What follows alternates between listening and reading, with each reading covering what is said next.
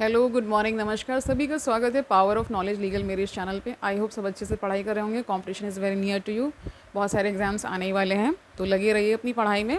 आज हम एक नया चैप्टर ले रहे हैं मॉडर्न हिस्ट्री का, द स्ट्रगल फॉर स्वराज। और इसका टाइम पीरियड क्या है, 1927 से लेकर के 47 तक, यानी 47 में तो हमें आज़ादी मिल ही गई थी। तो ये लास्ट चैप्टर है मॉडर्न हिस्ट्री का। नेक्स्ट में हम क्या करने वाले हैं, इन्वायरमेंट शुरू करेंगे। ठीक है, आई थिंक 2-3 दिन में इसको हम कंप्लीट कर लेंगे और फिर हम न्यू टॉपिक यानी न्यू सब्जेक्ट ले लेंगे। ठीक है, तो शुरू करते हैं आज का session. Let's get started. The struggle for Swaraj 1927 to 1947।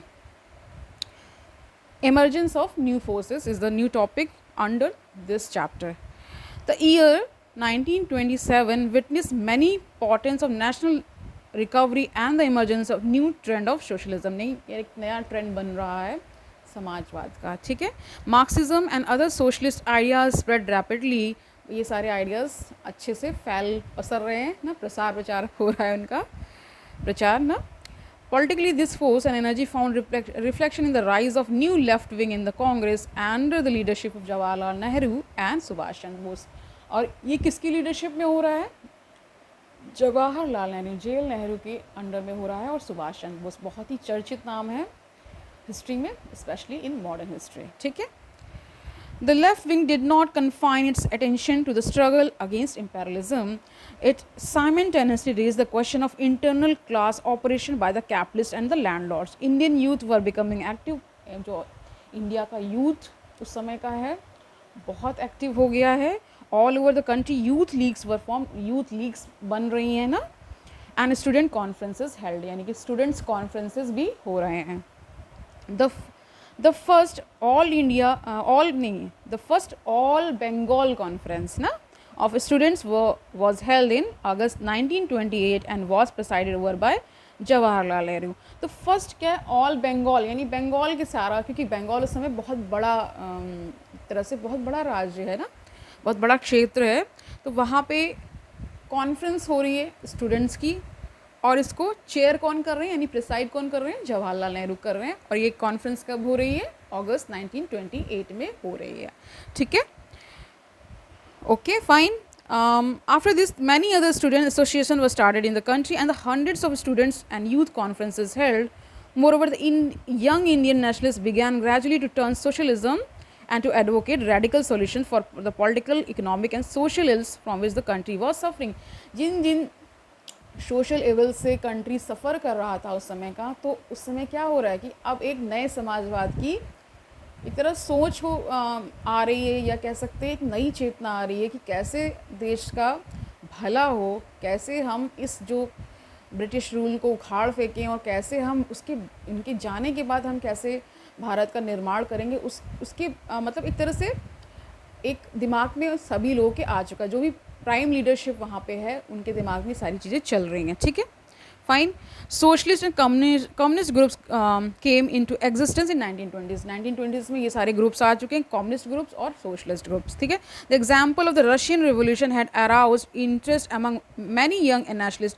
अब देखिए, रशियन रेवोल्यूशन की वजह से क्या हो रहा है, बहुत सारे नए नए आइडियाज़ आ रहे हैं। ठीक है, और ये इंडिया में भी क्या आ रहे हैं, इंडिया में भी पेनिट्रेट करते हुए आ जा रहे हैं ना। देश के बाहर जो गतिविधियाँ हो रही हैं उससे क्या हो रहा है, इंडिया भी कहीं ना कहीं प्रभावित हो रहा है ना। तो M N. Roy became the first Indian to be elected to the leadership of the Communist International. ठीक है, ये पहले ऐसे इंडियन हैं जो इलेक्ट हो रहे हैं किसमें, कम्युनिस्ट इंटरनेशनल में। इन 1924 the government arrested Muzaffar Ahmad and S.A. Dange, accused them of spreading communist ideas and tried them along with others in the Kanpur conspiracy case. अब देखिए, मुजफ्फर अहमद और एस ए डांगे को अरेस्ट कर लिया गया है कि वो कम्युनिस्ट आइडियाज़, वामपंथी आइडियाज़ को फैला रहे हैं इस वजह से, और फिर उनको ट्राई किया जा रहा है, यानी कि उनके ऊपर केस चलाया जा रहा है, कानपुर कॉन्स्पिरेसी केस उसको जाना जाता है। ठीक है, in 1925 the communist party came into existence. Communist party आ चुकी है एग्जिस्टेंस में। Moreover many worker and peasant parties were founded in different parts of the country. These parties and groups propagated Marxist and communist ideas. ये सारे ideas वहाँ पे एक तरह से उनको प्रोपेगेट किया जा रहा है, उनको बताया जा रहा है लोगों को ये क्या, इनसे क्या भला है और इनकी क्या इसका मेन थीम है। ठीक है, समझ गए? Okay. The peasants and workers were also once again stirring. In Uttar Pradesh, there was large scale agitation among the tenants for the revision of the tenancy laws, यानी कि जो लैंड लॉज थे, जो उनके बहुत सारे जो वहाँ पे काम करते थे खेतों में, वो चाह रहे थे, जो टेनेंट थे वो चाहते थे कि नए लॉज आए, उनका रिवीजन हो, अच्छे लॉज आए, हमारे भले के लिए लॉज आए ना। The tenants wanted lower rents, protection from eviction of relief from indebtedness ना। In Gujarat, the peasant protested against official efforts to increase land revenue. कहीं कहीं गुजरात जैसे राज्य में लैंड रेवेन्यू भी बढ़ा दिया गया है। In 1928 देखिए क्या हो रहा है, बरदोली सत्याग्रह हो रहा है ना। Occurred at this time ना in 19 under the leadership of Sardar Vallabh भाई Patel, the peasant organized a no tax campaign and in the end won their demand. उन्होंने डिमांड रख दी, अब कोई टैक्स हम नहीं पे करेंगे, और वो अंत में जीतते हैं। There was a rapid growth of trade union, यानी ट्रेड यूनियंस भी बन रहे हैं इस समय। ठीक है, under the leadership of All India Trade Union Congress. अब इससे ही क्या हो रहा है, एक नई संस्था बन रही है, All India Trade Union Congress. ठीक है, many strikes occur during 1928। There was a long strike lasting for 2 months in the railway workshop at Kharagpur. Kharagpur Bengal का ही पार्ट है, वहाँ की जगह का नाम है एक। ठीक है, वहाँ पे बहुत सारा क्या हो रहा है, प्रोटेस्ट हो रहा है, स्ट्राइक हो रही हैं। रेलवे जो वर्कशॉप है वहाँ पे, जो कि खड़गपुर की है, वहाँ पे ये सारी चीज़ें गतिविधियाँ चल रही हैं। The South Indian railway workers went on strike. South Indian railway भी स्ट्राइक पे जा चुके हैं। ठीक है, another strike was organised in the Tata iron steel works at Jamshedpur, नाम सुना होगा आपने। Subhash Chandra Bose played an important role in the settlement of this. इस वाले जो विशेषकर ये जो हो रहा है पूरा, तो इसमें Subhash Chandra Bose active role play कर रहे हैं। ठीक है, और इसको सेटल करने के लिए आ गए हैं इस स्ट्राइक को। The most important strike off the period was in the Bombay textile mill. Bombay textile mill में भी देखिए स्ट्राइक हो रही है। नियरली 1,50,000 वर्कर, यानी 1.5 लाख के करीब वर्कर्स जो हैं स्ट्राइक पे चले गए, और लगभग ये स्ट्राइक 5 महीने तक चली ना। This strike was led by communists. Over 5 lakh workers took part in the strike during 1928. अब इसके बाद का क्या है कि और लोग जुड़ते चले गए, और ये संख्या कितनी बन गई, 5 लाख के करीब बन गई। ठीक है, another reflection of the new mood was a growing activity of the revolutionary movement, which was the beginning to take a socialist turn. The failure of the first non-cooperation movement had led to the revival of the revolutionary movement. After an all-India conference, the Hindustan Republican Association was founded in October 1924 to organize an armed revolution. देखिए अब इसके बाद देखिए all India conference हुई। ठीक है, फिर उसके बाद क्या हो रहा है कि हिंदुस्तान रिपब्लिकन एसोसिएशन बनाया गया। ठीक है, जो कि कब बन रहा है, अक्टूबर 1924 में बन रहा है, ताकि एक मतलब हथियारों का यूज़ करके भी रेवोल्यूशन लड़ा जाए। वो ये समझ रहे थे कि केवल अपनी बात रख देने से, है ना, केवल उनके सामने प्लीड करने से, अंग्रेज़ों के सामने प्लीड करने से नहीं होगा, हमें कुछ क्या है, कुछ ऐसी एक्टिविटीज़ भी करनी होंगी जिससे उनका दिमाग सही जगह आ जाए। ठीक है, okay fine. The government struck at it by arresting a large number of youth and trying them in the Kakori conspiracy case. 1925 है ये। 17 were sentenced to long terms of imprisonment, 4 were transported for life and 4 including Ram Prasad Bismil and Ashfaqulla were hanged. इसमें देखिए अशफाकुल्ला और राम प्रसाद बिस्मिल को hang किया गया है, उन्हें इनको फांसी की सज़ा हुई है। ठीक है, और इसमें इसी में देखिए 4 लोगों को क्या किया, ट्रांसपोर्ट मतलब बाहर कहीं ट्रांसपोर्ट कर दिया गया, और 4 को फांसी दी गई थी, जिसमें 2 नाम इन्होंने यहाँ मेंशन किए हैं, जिसमें राम प्रसाद बिस्मिल और अशफाकुल्ला। ठीक है, the revolutionary soon came under the influence of the socialist ideas, and in 1928 under the leadership of Chandrasekhar Azad changed the name of this air organization to Hindustan Socialist Republican Association. यानी कि ये जो यहाँ पे समझिए बात को, ये जो हिंदुस्तान रिपब्लिक एसोसिएशन ही था, उसी को अब क्या बना दिया गया, हिंदुस्तान सोशलिस्ट रिपब्लिकन एसोसिएशन बना दिया गया है। ठीक है, they also gradually began to move away from individual heroic action and acts of violence, but the brutal lathi charge on an anti-Simon Commission demonstration on 30th October 1928 led to a sudden change. ठीक है, the great Punjabi leader Lala Lajpat Rai died as a result of लाठी। उस देखिए यहाँ पे लाठी charge हुआ, जो किसके अगेंस्ट प्रोटेस्ट कर रहे थे कि साइमन कमीशन के अगेंस्ट, ठीक है। तो उसी में लाला लाजपत राय को ज़्यादा लाठियाँ लग गई, इनको चोट ज़्यादा आ गई तो उनकी डेथ हो जाती है, ठीक है, फाइन। अब देखिए दिस इन लाज यूथ इन सॉरी इसमें देखिए क्या है ना कि जो भी गतिविधियाँ चल रही हैं, ठीक है, एक के बाद एक वो एक्सट्रीमिस्ट्स जो हैं वो बहुत ज़्यादा क्या है, आक्रोशित हैं कि जल्दी से कुछ नया, मतलब कुछ नया हमें अचीव हो जाए, जल्दी से हम अपने देश को आज़ाद करा पाएँ।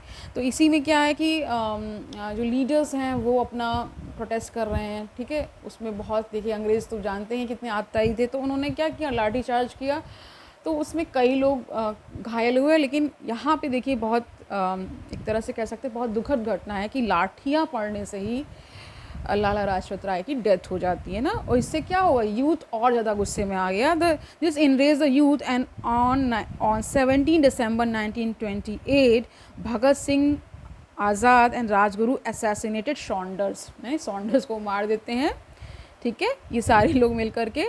The British police officer who had led the lathi charge, जिसने ये लाठी चार्ज का एक तरह से समर्थन किया था, उन्हीं के डायरेक्शन में ये लाठी चार्ज हुआ था ना, उसको मारा है।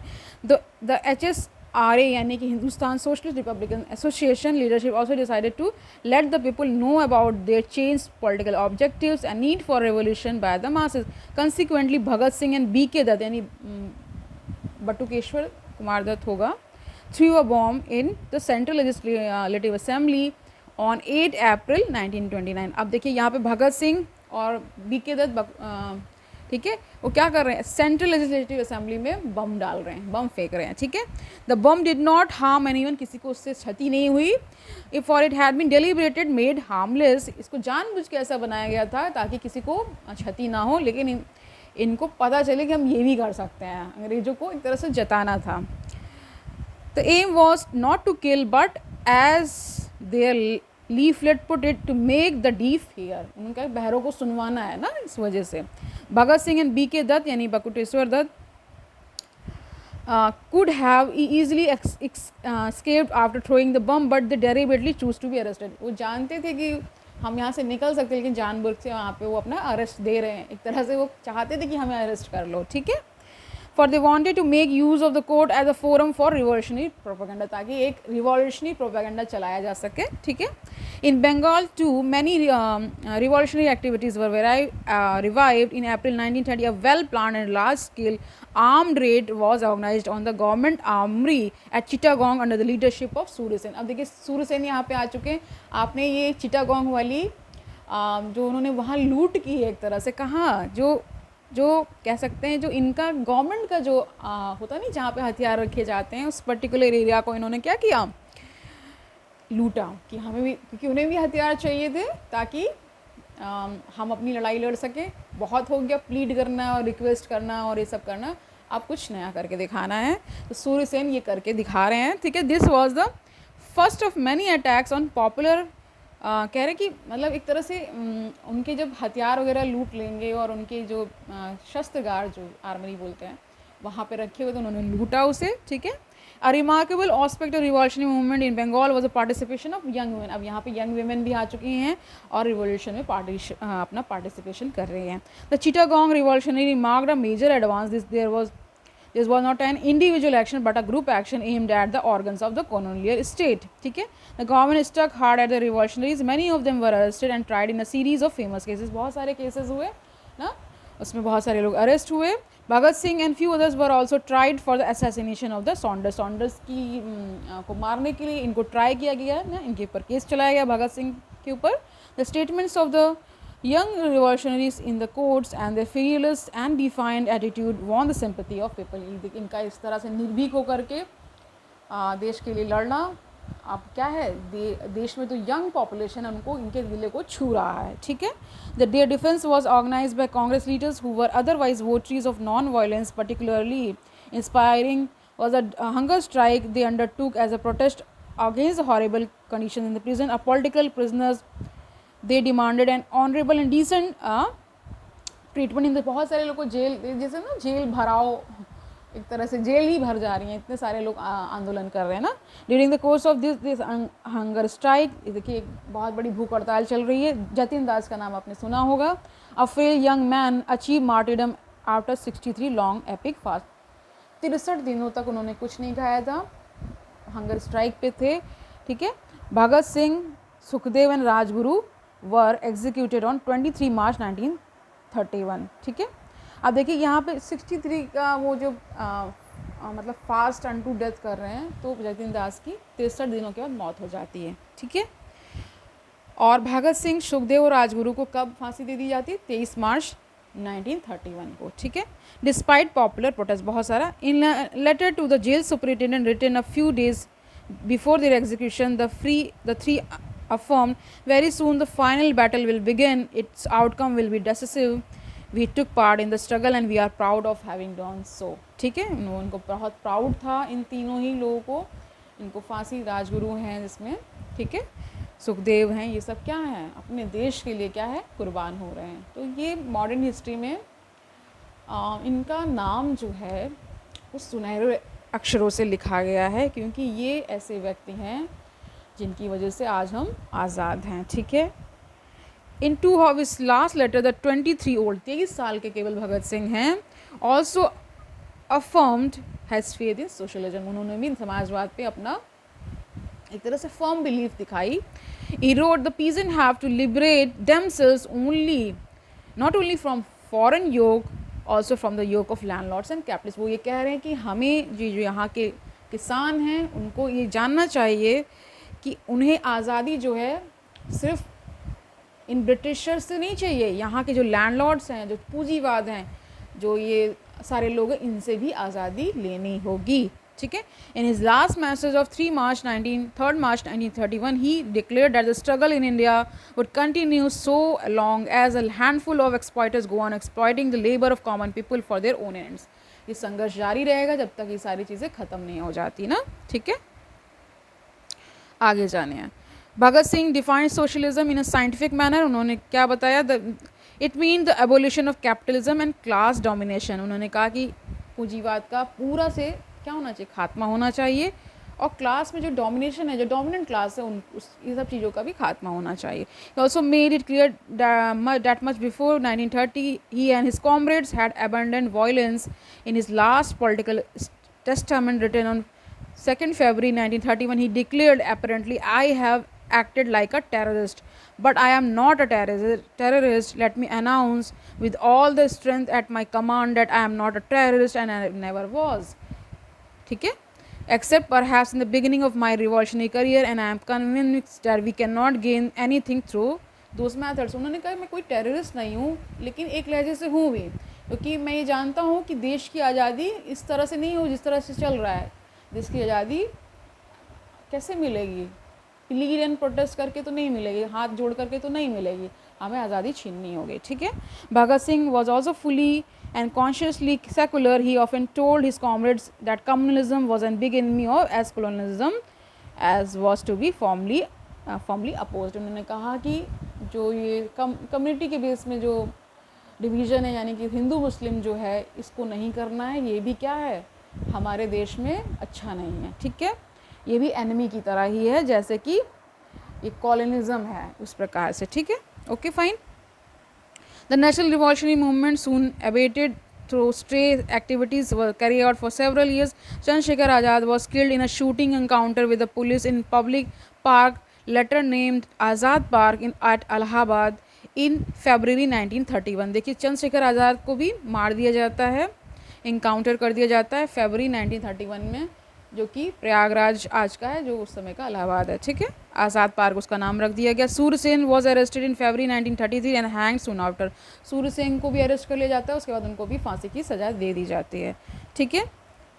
Okay fine. तो आज के लिए इतना ही रखते हैं। कल हम क्या शुरू करने वाले हैं?